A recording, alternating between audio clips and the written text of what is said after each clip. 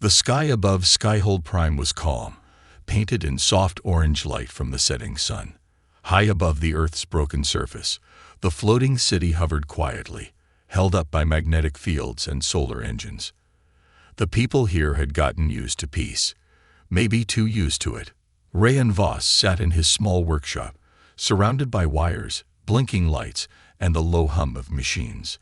He was tall, with rough hands and a tired face. A soldier once, now just a fixer of broken tech. His AI assistant, Echo, floated nearby, a round, dented drone with a single glowing eye. "Signal anomaly detected," Echo said, its voice glitching slightly. Rayan looked up. "Where?" "Old Earth Defense Satellite. Code EDS-17. Orbiting Sector 4. Rayan frowned. Those satellites had been silent for decades. He pulled up the signal on his screen. It was weak, broken, but there was something. A message repeating every 20 seconds. "They're coming." Rayan leaned in. "Play it again." The words echoed through the room like a whisper from the past. Static crackled in between. Echo floated closer. "It could be a malfunction. Or a warning," Rayan said quietly. He quickly patched into the city's net and checked the satellite's logs. No updates for 42 years, until now. He copied the signal, cleaned it up, and sent it through translation filters.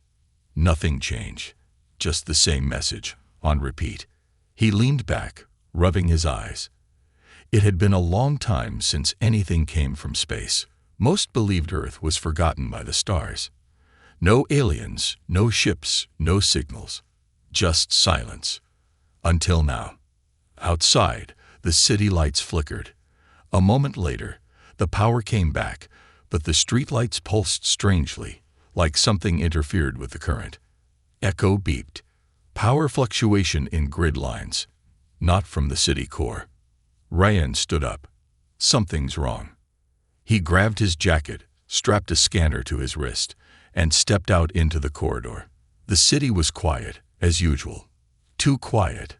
He looked up at the sky dome above. Clear, no ships, no clouds. He walked to the outer platform near the edge of the city. From here, he could see the ruined Earth far below. Green patches had returned, but most of it was still dangerous wasteland. He checked his scanner. A low-level energy spike came from above. High orbit. Echo hovered next to him. One unidentified object entered low orbit 23 minutes ago. Ship. No transponder. No reply to pings. It's cloaked. Rayan's heart beat faster. He hadn't felt this kind of tension since the war. It was like something deep in his bones recognized the danger before his mind could name it. He looked up at the stars. "They're coming," he whispered. And this time, no one would believe it until it was too late. The next morning, Skyhold Prime woke up to soft music from the city speakers and a warm glow from the artificial sunrise. People filled the floating markets and skywalks, unaware of the danger above them. Rayan didn't sleep. He stayed up studying the signal and scanning the skies. The message still played on a loop. "They're coming." Echo hovered silently beside him, scanning data from the city's outer sensors. "No new signals yet," Echo said. Rayan nodded but didn't feel any relief. Something was wrong. The silence didn't feel peaceful. It felt like a calm before the storm. He stepped outside again and headed to the local watchtower, a security center that monitored Skyhold's airspace. Inside, 2 guards sat at the control desk, bored, sipping hot drinks. "I need access to your orbital feeds," Rayan said. The guards looked at him, confused. One of them, a younger man with short black hair, laughed lightly. "Sorry, old soldier. That's restricted." Rayan showed them the signal on his wrist scanner. "This came from an Earth defense satellite, and I tracked a cloaked object entering orbit." The guard leaned in, listening to the loop. His smile faded. "That doesn't sound good." The second guard hesitated, then allowed Rayan to upload his data into the tower's system. Moments later, a 3D model appeared on the main screen. Earth below, satellites circling, and a dark spot where the object had passed. There, Rayan pointed. That's the path. And look, energy readings don't match any known ship. Before they could react, alarms blared. The entire tower shook. Impact detected in the east sector. A voice called from the intercom. The screen changed. Live footage showed drones, sleek, black, and silent, flying into the city. They weren't firing weapons. They were scanning, recording, learning. Then, without warning, one of them struck a power core. A surge of energy exploded outward. Lights across the eastern platform went dark. "They're inside," Rayan said sharply. "They're testing us." Outside the tower, people screamed and ran. Drones zipped through the air like shadows. One flew close to the tower and scanned the window, as if searching for someone. Rayan ran down the stairs, heading toward the city center.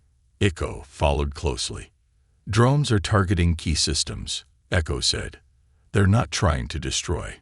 Yet." Rayan stopped in front of a broken vendor stall and picked up a metal rod. One of the drones hovered nearby, watching a group of kids trapped behind a bench.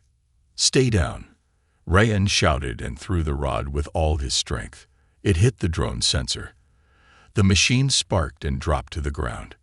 The children ran. People began to fight back, using tools, scrap, anything they could. But the drones were fast and smart. Too smart. Suddenly, all the drones paused. They turned at once and projected a single large image into the sky. A terrifying alien face appeared above the city. It had 4 eyes, sharp features, and armor made from living metal. Its voice boomed, deep and cold. "We are the Karnak. You are prey. Earth is ours." Then the drones flew upward, vanishing into the sky. The city fell silent. Rayan stood in the middle of the street, heart pounding. He looked at Echo. "They're not just coming," he said. "They're already here." Skyhold Prime was no longer peaceful. The floating city, once full of light and sound, now buzzed with fear. Security forces scrambled. Power grids were unstable. Shops stayed closed. People whispered about the alien face in the sky, the Xarnuk, and what it meant. Rayan moved through the city quietly, avoiding crowds. He had one goal: prepare. He couldn't wait for the government to act. He knew from experience that by the time leaders held their meetings, it would be too late. He reached an old hangar on the lower deck of Skyhold, far from the city center. Dust covered the place, but the gate still opened with his old military code. Inside were old tools, parts, and a rusted vehicle frame. "This was yours?" Echo asked, hovering beside him. "Yeah," Rayan said. "My team used to store gear here during the war, before everything changed." He walked to the back wall and opened a locked cabinet. Inside was a long metal case. He opened it slowly. Inside lay a compact railgun, one of the last Earth defense models. Rayan picked it up and checked its power core. "Still works," he said with a small smile. "We'll need more like this." They didn't have an army, but they didn't need one. They needed smart people and old tech, and Rayan knew where to find both. Later that day, Rayan stood outside a scrapyard on the edge of Skyhold's industrial zone. Smoke drifted from chimneys. Sparks flew from welding torches. It was a place for outcasts and engineers, people who worked with broken machines no one else could fix. A tall man with greasy hands and a cybernetic eye stepped forward. His name was Bren, and he used to be part of the Earth Defense Mech Division. "Didn't think I'd see you again," Bren said, wiping oil from his hands. "I need your help," Rayan said. "We're under attack." Bren laughed. "You always say that." Rayan showed him the drone footage and the signal from the satellite. Bren's face turned serious. "How long do we have?" "Not long." Bren nodded. "Then let's wake up the beasts." He led Rayan into a locked storage room. Inside were 3 broken mech suits, tall, powerful machines from the war. Their armor was scratched, but their cores were still good. "We've only got parts for 2 of them," Bryn said. "Maybe 3 if we strip the others." "I'll take whatever we can get," Rayan said. They worked through the night, welding, coating, and fixing damaged circuits. Echo connected to the suits and helped update their targeting systems. One of the mechs powered on. Its eyes glowed red. Its arms moved slowly at first, then locked into place. "Looks like it remembers how to fight," Bryn said. By morning, Ryan had a small team. Bryn, Echo, and 2 others. Kale, a young tech genius, and Lena, a former pilot who had lost her family in the last sky raid. They sat around a table in the hangar, tired but focused.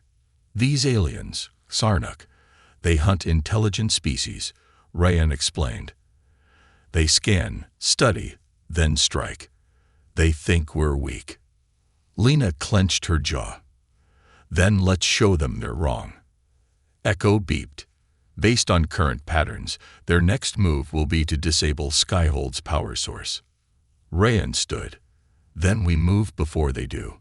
We go to the surface. We find old defense tech. We use the land they think is dead." Kale looked unsure. "The surface is dangerous. Mutated beasts, failed machines, radiation." "Yeah," Ryan said. "And it's exactly what we need." That evening, as the sun dipped below the clouds, Ryan's small team boarded a dropship, patched together with spare parts and hope. They descended slowly toward the ruined Earth, toward the unknown. The sky above was quiet again. But Ryan didn't trust the silence. The dropship broke through the clouds, and the world below revealed itself, ruined, wild, and silent. Once, this land had been covered in cities and roads. Now, only rusted buildings, twisted metal, and creeping vines remained. The Earth had changed. It was quiet, but not dead. Ryan sat near the front, watching the ground grow closer. Kale adjusted the ship's controls, while Lena kept an eye on the radar. Echo floated in the center of the ship, scanning for signs of danger. "We'll land near the old grid station," Ryan said. "That place powered half the planet during the war. If anything still works down there, we can use it." "What if it doesn't?" Lena asked. "Then we build something that does." They landed on cracked concrete surrounded by broken towers. Nature had taken over. Trees burst through old streets. Birds flew above, and strange sounds echoed in the wind. Weapons ready, the team moved through the ruins. They reached the entrance to the grid station, a steel door buried in stone and dirt. Ryan pried it open. The hallway inside was dark, but power lines still pulsed faintly.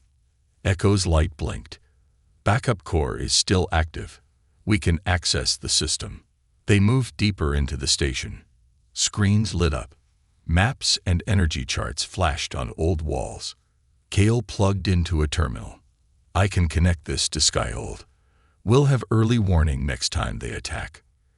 "Good," Ryan said. "Now let's give them something to fear." He opened another door, revealing a weapon vault.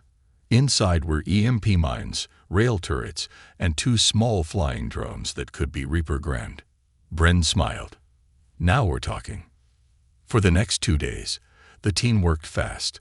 They set up traps in the ruins, powered up the old cannons, and turned the grid station into a fortress.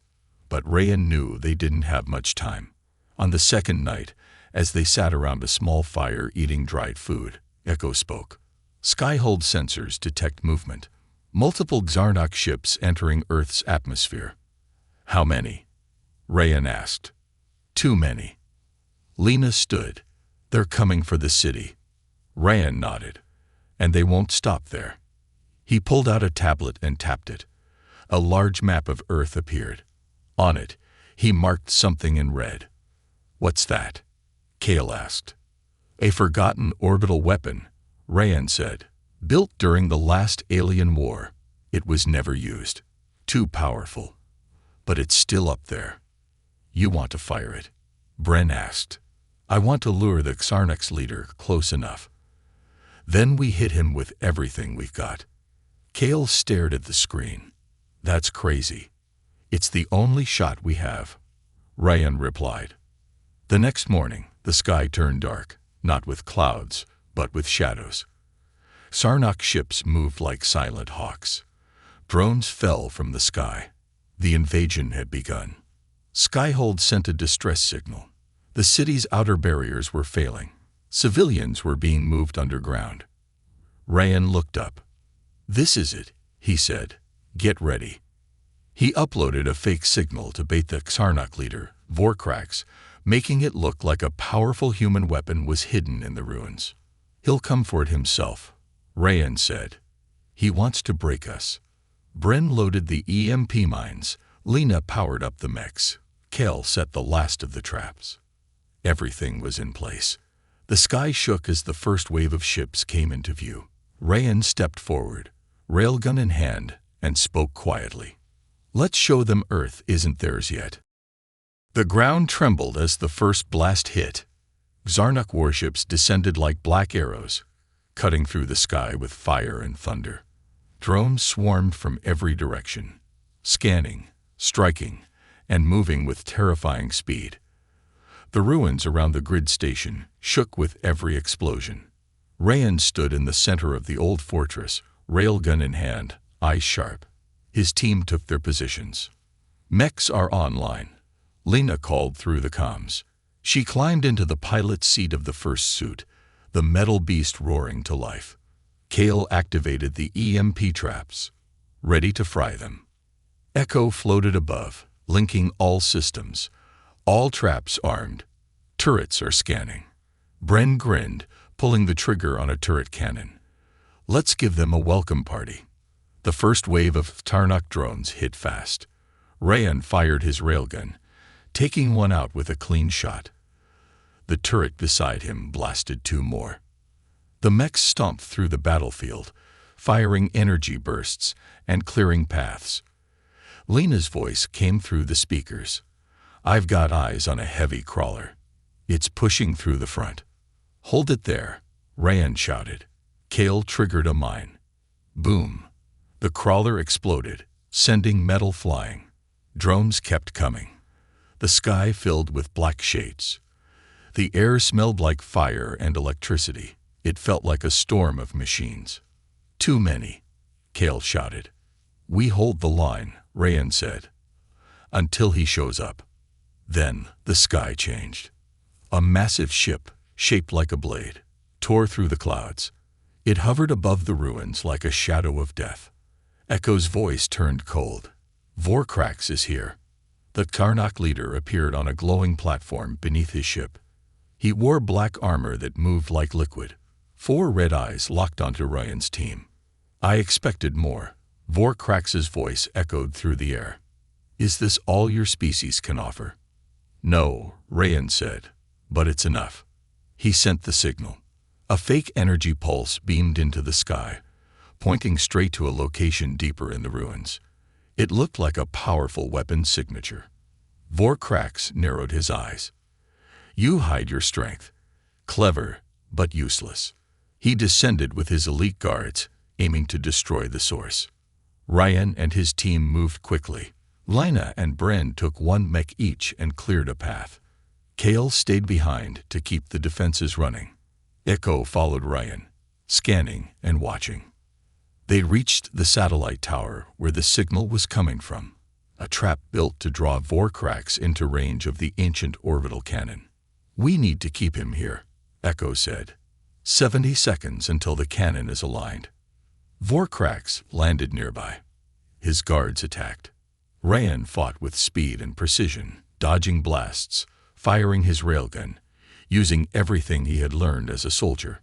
Lena's mech smashed through the guards. Bren covered them with a flame turret, shouting, "Let's go, old man. Give him the show." Vorkrax stepped forward, face calm, voice cold. "You think you can outsmart a predator?" "I don't need to," Ryan said. "I just need to slow you down." The orbital cannon locked on. "Fire in 10 seconds," Echo said. Vorkrax rushed forward. Ryan stood in his way. They clashed, Blade against railgun, strength against speed. Rayan barely held his ground. Now, Echo shouted. The sky lit up. A massive beam of light fired from the heavens. It struck the battlefield like lightning from a god. The ground shook. Heat swept through the air. A shockwave knocked everyone back. When the dust cleared, Vorkrax's ship was shattered. His guards were gone. The Kaxarnok drones above began to fall, one by one. Rayan got to his feet, armor cracked, hands shaking. Vorkrax was gone. They had done it. Lena limped out of her mech, face bruised, but smiling. Is it over? Rayan looked up at the quiet sky. For now, he said. The smoke faded. The sky was clear. For the first time in days, there was silence, not the kind filled with fear, but peace. Broken machines lay scattered across the battlefield. The air smelled of burnt metal and scorched earth. Rayan stood still, breathing heavily. His armor was cracked, blood on his forehead. His railgun hung at his side, low on charge. Around him, the team slowly gathered. Lena climbed out of her mech, limping but alive. Kel ran up with his tablet in hand, eyes wide. They're retreating, Kel said. The Karnak swarm. It's leaving orbit. Echo floated close, its light blinking. The command ship is destroyed. Without it, the others had no orders. The system is clear. Bryn let out a deep laugh. We did it. No, Rayan said. You did it. He looked at his team, tired, injured, but still standing. Survivors. Hours later, the dropship rose slowly through the clouds, carrying the team back to Skyhold Prime. The city looked different now. It had been hit, but it was still floating, still alive. As they landed, people gathered. Hundreds of faces, scared, curious, hopeful. News had spread. The Karnak were gone. The hunters had been defeated. Rayan stepped off the ship quietly. He didn't like attention. He didn't want cheers. But people clapped anyway. Some cried. Some saluted. Children pointed and smiled. He nodded once, then walked past them. He had done what needed to be done. That was enough. In the days that followed, the city began to rebuild. The old Earth defense grid was restored. Mechs patrolled the sky again. Engineers studied captured Sarnak tech. The world had changed, but this time, it had changed because humans fought back. Rayan stood on a high platform, looking down at the planet. Echo hovered beside him. You've done well, Echo said. We've all done well, Rayan replied. He closed his eyes and breathed in the air. Cool, fresh, alive. I thought we were prey, he said softly. But maybe we were just waiting for the right fight. Echo buzzed in agreement. Rayan turned to leave. No medals, no speeches, just the quiet pride of knowing they had survived. The Karnak had come to feast, but Earth had bitten back.